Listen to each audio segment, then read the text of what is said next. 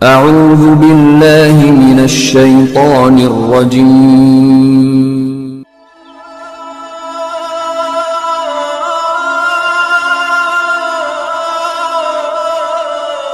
بسم الله الرحمن الرحيم۔ حمد و صلات کے بعد معزز محتشم عالی مرتبت سامعین، خواتین و حضرات، السلام علیکم ورحمۃ اللہ وبرکاتہ۔ 27ویں شب ہے رمضان المبارک کی۔ اللہ نے زندگی میں ایک بار پھر عطا کی۔ اللہ ان گھڑیوں کے وسیلے سے ہمارے گناہ معاف فرما دے۔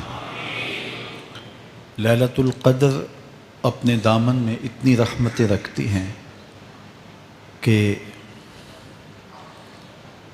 اس امت کے سارے گناہ گاروں کی بخشش کے لیے کافی ہے۔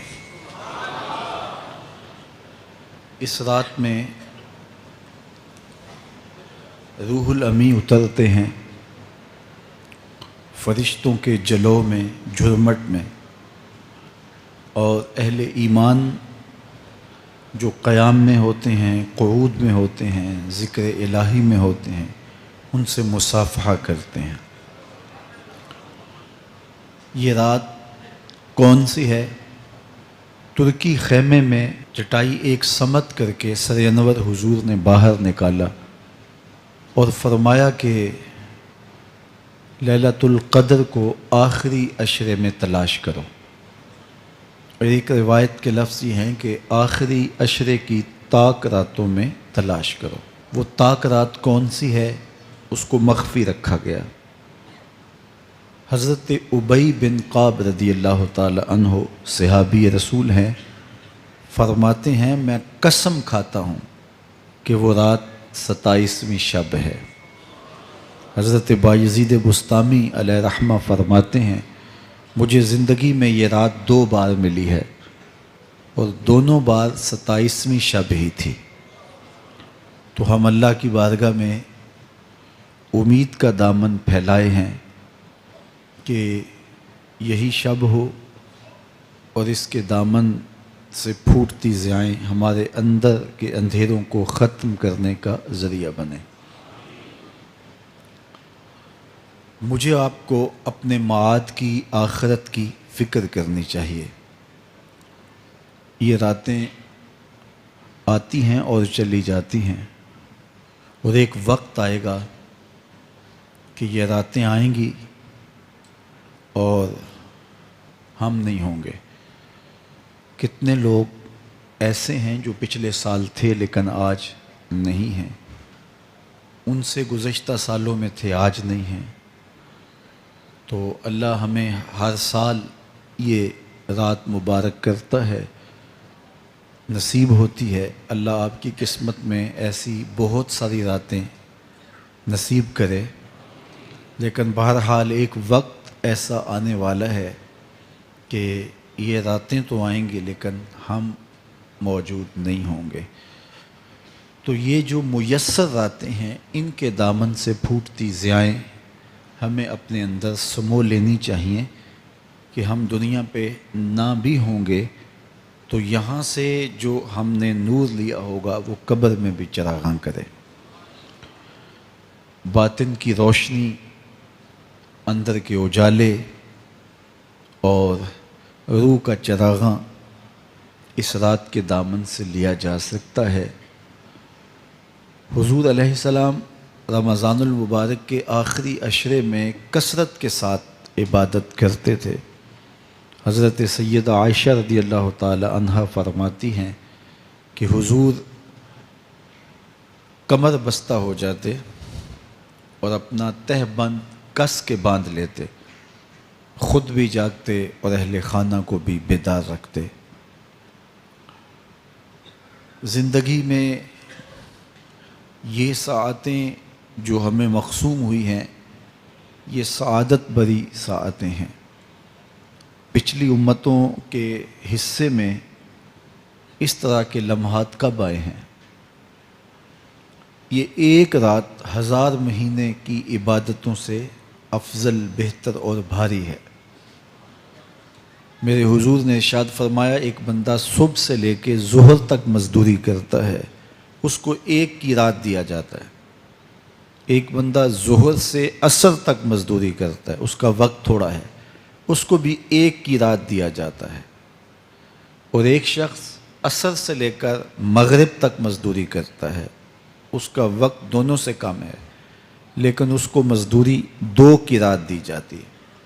فرمایا پہلی مثال یہود کی ہے، دوسری مثال نصارہ کی ہے، اور تیسری مثال میری امت کی ہے کہ تھوڑے کام پر بھی اجر زیادہ رکھا گیا ہے. تو اس امت کو جب اتنا نوازا گیا ہے کہ ایک ایک رات اتنی برکتوں کی حامل عطا ہوئی ہے، تو پھر ہمیں بہت زیادہ کوشش کر کے برکتیں سمیٹ لینی چاہیے. ان گھڑیوں کے دامن سے نکلتے اجالے اپنے اندر سمو لینے چاہیے. یہ سعادتیں اپنی روح میں جذب کر لینی چاہیے تاکہ جب ہم اس دنیا سے جائیں تو ہمارے پاس ایک بہت بڑا روشنیوں کا ذخیرہ ہو جو ہماری قبر میں بھی چراغاں کرے، حشر میں بھی روشنی دے، اور ہمیں کہیں بھی اندھیروں کا سامنا نہ کرنا پڑے. چونکہ روشنیاں تو ہم نے یہاں سے لے کے جانی ہیں، تو یہاں سے کتنی روشنیاں لے کے جاتے ہیں یہ ہماری ہمت ہے، یہ ہماری کوشش ہے. اللہ نے تو لوٹ سے لگائی ہے، اس کی رحمتیں مسلسل ہمارے اوپر برس رہی ہیں، اور یہ صدقہ ہے آمنہ کے لال کا، ورنہ ہم اس قابل کہاں تھے. تو میں اللہ کی بارگاہ میں آپ سب کے لیے دعا گو ہوں، آپ میرے لیے دعا گو رہیں کہ اس شب نور کی برکتیں ہمیں نصیب ہوں. حضور نے ارشاد فرمایا من قام لیلۃ القدر ایمانا و احتسابا غفر له ما تقدم من ذنبہ. جس نے لیلۃ القدر میں قیام کیا ایمان اور محاسبہ نفس کے ساتھ، اللہ اس کے پچھلے سارے گناہ معاف فرما دیتا ہے. ام المومنین سیدہ عائشہ رضی اللہ تعالیٰ عنہ فرماتی ہیں کہ میں نے عرض کی اے اللہ کے محبوب صلی اللہ علیہ وسلم، اگر میں لیلۃ القدر کو پا لوں تو مجھے پھر کیا دعا مانگنا چاہیے؟ تو حضور نے ارشاد فرمایا اگر تم لیلۃ القدر پا لو تو یہ دعا مانگو اللہم انک عفو تحب العفو فاعف عنی. اے اللہ تو معاف کرنے والا ہے، معاف کرنے کو پسند کرتا ہے، میرے معاملات سے درگزر فرما. تو اللہ تعالیٰ اس رات کی برکتوں سے ہمیں اپنی پناہ میں، امان میں، حفاظتوں کے حصار میں رکھے. آتا ہے قیامت کب آئے گی؟ آواز آئی فائزہ برق البصر وخسف القمر وجمع الشمس والقمر. جب قیامت آئے گی تو آنکھیں چندھیا جائیں گے، چاند بے نور ہو جائے گا، سورج اور چاند اکٹھے ہو جائیں گے. یقول الانسان یومئذ این المفر. آج جو کہتا ہے کہاں ہے قیامت، اس دن بھاگتا پھرے گا. کوئی پناہ گاہ ہو بتاؤ، کوئی ہے ٹھکانہ چھپنے کا؟ کوئی پناہ گاہ ہے؟ کلا لا وزر. آواز آئے گی کوئی ٹھکانہ نہیں ہے. آج کوئی ٹھکانہ نہیں ہے. الی ربک یومئذ المستقر، اگر ٹھکانہ ہے تو صرف رب کے پاس ہے.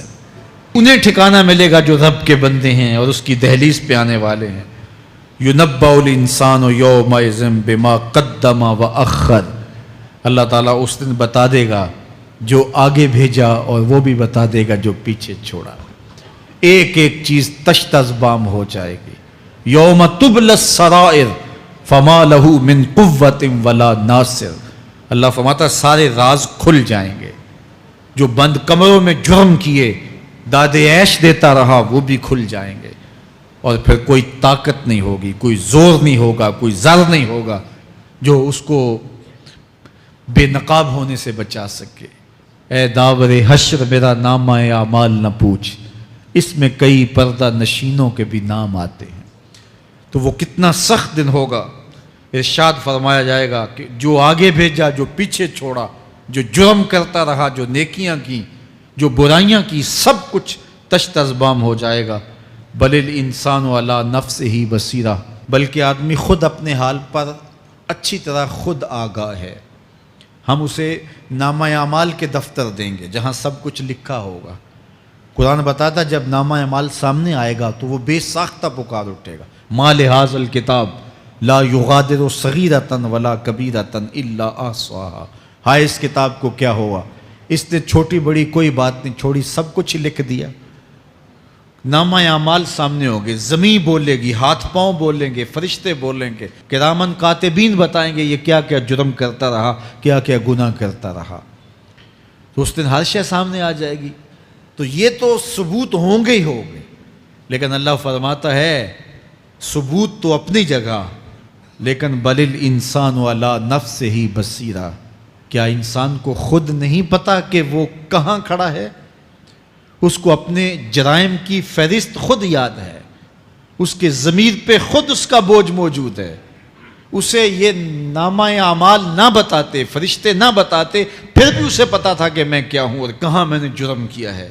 وَلَوْ أَلْقَى مَعَاذِيرَهُ، اللہ اکبر، اگر اس کے پاس جتنے بہانے ہوں سب لا ڈالے، جب بھی کوئی اس کا بہانہ نہیں سنا جائے گا. قیامت کا دن ہوگا، دنیا کے اوپر تو بہانوں سے انسان بچ نکلتا ہے. کوئی جھوٹ بول لیا، کوئی جھوٹا گواہ پیش کر دیا، کوئی مکر کر لیا، کوئی رشوت چل گئی، کوئی سفارش کام آ گئی، کوئی بہانہ تراش لیا، بات کو توڑ موڑ کے پیش کر لیا. لیکن قیامت کا جب دن ہوگا تو کوئی نہ جھوٹا گواہ چلے گا، نہ رب کی پولیس رشوت لیتی ہے، نہ وہاں انصاف کے خلاف کوئی کام ہوگا، اور نہ ہی کوئی بہانہ چل سکے گا. اللہ اکبر. دوسری بات مفسرین نے یہ بھی لکھی کہ بعض اوقات یہ ہوتا ہے کہ انسان اپنے گناہ پر، اپنے جرم پر کوئی بہانہ تلاش کر کے لوگوں کو مطمئن کر لیتا ہے. جو اس نے جرم کیا، کسی سے زیادتی کی، کسی کا حق غصب کیا، تو لوگوں نے ملامت کی تو وہ کوئی بہانہ تراشتا ہے اور لوگوں کو مطمئن کر لیتا ہے. بعض اوقات لاجواب کر دیتا ہے، بعض اوقات مطمئن بھی کر لیتا ہے. وہ لوگوں کو تو مطمئن کر لیتا ہے لیکن وہ خود مطمئن نہیں ہو سکتا. جس نے جرم کیا ہوتا ہے، جرم اس کو اندر سے ڈستا رہتا ہے، اس کا ضمیر اس کو ٹھوکریں مارتا رہتا ہے، اندر کی بے چینی اسے تنگ کرتی رہتی ہے. اگرچہ وہ دلائل سے، مکر و فریب سے، باتوں کو توڑ موڑ کے عذر کر لیتا ہے، کوئی بہانہ بنا لیتا ہے، لیکن اس کے باوجود اس کے اندر کوئی چین، اندر کوئی اطمینان نہیں ہوتا. اللہ اکبر. تو مجرم بے چین رہتا ہے. آج ہماری بے چینیوں کا ایک سبب ہمارا مالک کی دہلیز سے منہ موڑنا اور بہت سارے دیدہ نادیدہ گناہوں کا ارتکاب کرنا ہے. اللہ کے محبوب جنت کی پراپرٹی ویلیو بتا رہے ہیں. 7 بر اعظموں پہ پھیلی ہوئی کائنات کو ایک پلڑے میں رکھیں. پوری دنیا کے اندر جو سرمائے ہیں، جو ماضی میں سرمائے لوگوں نے خرچ کر لیے، جو حال میں موجود ہیں، جو آنے والے ادوار میں لوگوں کے پاس آئیں گے، قارون کا خزانہ اور سرمائے سارے اکٹھے کر کے ایک پلڑے میں رکھ دیں، جنت میں ایک عصا رکھنے کی جگہ پھر بھی زیادہ قیمتی ہے. تو پھر دنیا کی آخرت کے مقابلے میں قیمت کیا ہوئی؟ دنیا کی جنت کے مقابلے میں ویلیو کیا ہوئی؟ اور جنت میں سب سے کم جگہ کس کو ملے گی؟ جو سب سے آخر میں جائے گا۔ ظاہر ہے سب سے کم جگہ اسی کے پاس ہوگی جو سب سے آخر میں جہنم کے دھکے کھا کھا کے رگڑے سہ سہ کے پھر آخر میں جنت میں جائے گا۔ سب سے تھوڑی جگہ اس کے پاس ہوگی۔ حدیث پاک میں آتا ہے، بخاری میں آتا ہے، حضور نے ارشاد فرمایا کہ جب جہنم سے آخری جہنمی نکالا جائے گا تو اللہ تعالیٰ اسے پوچھے گا بتا تیری کوئی آرزو، تو وہ کہے گا مالک یہ آرزو ہے، یہ آرزو ہے، مختلف آرزوؤں بتائے گا۔ اللہ فرمائے گا لکا ما تمنیتا، جو تو نے آرزو کی جا جا تجھے میں نے عطا کر دی، اب جنت میں چلا جا۔ تو اس کی تو توقع یہ ہوگی کہ سایہ دیوار جنت میں جگہ مل جائے تو غنیمت ہے، اور اگر جنت کے اندر جاؤں تو کوئی جھونپڑا مل جائے 2 مرلے کا تو وہ بھی کافی ہے۔ لیکن اللہ اسے کتنی جگہ دے گا؟ اللہ فرمائے گا جا جنت میں، تیرے لیے جنت میں دنیا سے 10 گنا جگہ ہے۔ 7 بر اعظموں کو 10 سے ضرب دے تو کہا کہ دنیا سے 10 گنا جگہ تیرے لیے۔ اس کو یقین ہی نہیں آئے گا، وہ کہے گا اتسخر وانت الملک، میرے رب تو بادشاہ ہو کے مجھ سے مذاق کر رہا ہے؟ اللہ فرمائے گا نہیں، تیرے لیے 10 گنا جگہ ہے، اور اس کے لیے 10 گنا جگہ ہوگی جو سب سے آخر میں جنت میں جائے گا۔ تجھے ماں کے شکم میں شکل دی۔ حضرت شیخ فرید الدین عطار بولتے ہیں سانے کستی سلاتی می شود، ایسا کاریگر ہے مٹی سے بادشاہ بنا ڈالتا ہے۔ اس نے مٹی سے دارا و سکندر بنائے، اس نے مٹی سے جو ہے وہ رستم و سہراب بنائے، اس نے مٹی سے کیا کیا بنا دیا جو مٹی سے بادشاہ بنا سکتا ہے، جو نطفہ رحم مادر سے جو ہے وہ شکل اور صورت اور رنگ اور جمال بنا دیتا ہے۔ تیری صورت نکھرتی ہے، تیرے ہونٹ گلابی ہیں، اور تیری نرگسی آنکھیں ہیں، تیرے ریشمی بال ہیں، اور تیری خوبصورت رنگت ہے، تو چال چلتا ہے تو لگتا ہے قیامت چل رہی ہے، تیرا قد رانا جو ہے وہ صنوبر کو شرماتا ہے، تیری گفتار کے تنتنے ہیں۔ جس نے اتنی خوبصورت شکل ماں کے رحم میں بنائی، کیا وہ ہڈیوں کو جوڑ کے دوبارہ انسان نہیں بنا سکتا؟ وہ دوبارہ انسان بنائے گا اور پھر تجھے اپنے حضور کھڑا کرے گا۔ اور ایک حدیث میں آتا ہے اللہ بندے کو اپنے حضور کھڑا کرنے کے بعد اپنے سامنے سے ہٹنے نہیں دے گا جب تک 5 سوال نہیں پوچھ لے گا۔ ان عمر ہی فی ما افنا ہو، اس کی عمر کے بارے میں پوچھے گا کہاں ضائع کی؟ میں نے تجھے زندگی دی 60 سال 70 سال 40 سال 50 سال، اس زندگی کو کہاں گزار کے آیا ہے؟ ان شباب ہی فی ما ابلا ہو، اس کی جوانی کے بارے میں پوچھا جائے گا جوانی کہاں گزار کے آیا ہے؟ مجنوں تو نہیں بنا رہا، خواہشات کا اسیر تو نہیں ہو گیا، دیوانوں کی طرح زندگی تو نہیں گزار کے آ گیا؟ تیری جوانی کسی چوک میں تو نہیں گزری، تیری جوانی آوارگی میں تو نہیں گزری، ساری رات سوشل میڈیا کے اوپر گندگی اور غلاظتیں تو نہیں دیکھتا رہا؟ تیری زندگی گزری کہاں ہے؟ تیری جوانی گزری کہاں ہے؟ اگر کوئی جواب نہ ہوا تو پھر کیا جواب دے گا؟ اور وہ کتنا خوش نصیب ہوگا جو کہے گا مالک میری جوانی سجدوں میں گزری، میری جوانی قیام میں گزری، میری جوانی رکوع میں گزری۔ میرے حضور فرماتے ہیں سبعۃ یظلھم اللہ فی ظلہ یوم لا ظل الا ظلہ، 7 اشخاص ایسے ہیں قیامت کے دن جب کوئی سایہ نہیں ہوگا، اللہ ان 7 کو اپنے عرش کا سایہ دے گا۔ ان میں سے دوسرا شخص میرے حضور نے بیان فرمایا وشاب نشأ فی عبادت اللہ، وہ جوان جس کی جوانی اللہ کی عبادت میں گزری۔ جوانوں اپنی زندگی کو مالک کی دہلیز پہ لے آؤ۔ جوانی وہی ہے جو مالک کی چوکھٹ پہ گزرے۔ اپنے دل کا تعلق جوڑو، عشق کرنا ہے تو پھر آمنہ کے لال سے کرو، محبت کا رشتہ ان سے جوڑو، تعلق کا ربط ان سے قائم کرو، جوانی کو دین کی راہ پہ ڈالو۔ اللہ اکبر، سنو میرے حضور کا فرمان، انا حبیب اللہ، میں اللہ کا حبیب ہوں۔ پھر فرمایا الشاب التائب حبیب اللہ، جو جوان جوانی میں توبہ کرے وہ بھی اللہ کا حبیب ہے۔ آؤ اللہ کے حبیب بن جاؤ، اللہ کے حبیب بن جاؤ، اللہ کے حبیب بن جاؤ، اللہ کے محبوب بن جاؤ۔ لیلۃ القدر کی گھڑیاں ہیں، رات کا پچھلا پہر ہے، اللہ کے حضور یہ عہد کر کے اٹھو، مالک جو زندگی گزر گئی، آئندہ جوانی کا ایک ایک لمحہ تیرے لیے گزرے گا، جیوں گا تو تیرے لیے، مروں گا تو تیرے لیے، میری ایک ایک سانس تیرے نام وقف ہوئی، میری زندگی کی ایک ایک ساتھ تیرے نام وقف ہوئی، میں اپنا سب کچھ تیرے لیے پیش کرتا ہوں، میری زندگی کا مالک بھی تو ہے، میری موت و حیات کا خالق اور مالک بھی تو ہے، یہ زندگی تو نے دی، تیری امانت ہے، تیرے حضور ہی پیش کرتا ہوں۔ اور لیلۃ القدر کی گھڑیوں میں اس عزم کے ساتھ گھروں کو لوٹو کہ اللہ میری زندگی کا ایک ایک لمحہ تیرے نام ہوا، آنے والے موسم تیرے نام ہوئے، میری جوانی تیرے نام ہوئی، میرے آنسو تیرے نام ہوئے، میری پیشانی تیرے نام ہوئی، میرے دل کی دھڑکن تیرے نام ہوئی، میری صلاحیتیں تیرے نام ہوئی، میری زبان بولے گی تو تیری تسبیح بولے گی، تیرے ذکر کے ترانے پڑے گی، میرے کان سنیں گے تو قرآن کے نغمے سنیں گے، میری آنکھیں دیکھیں گی تو مالک تیری قدرت کی نشانیاں دیکھیں گی، تیرے رسول کا روضہ دیکھیں گی، تیرا کعبہ دیکھیں گی، مالک میری زبان سچائی کے نور سے مالا مال ہوگی اور میں ساری زندگی تیرے نام کرتا ہوں۔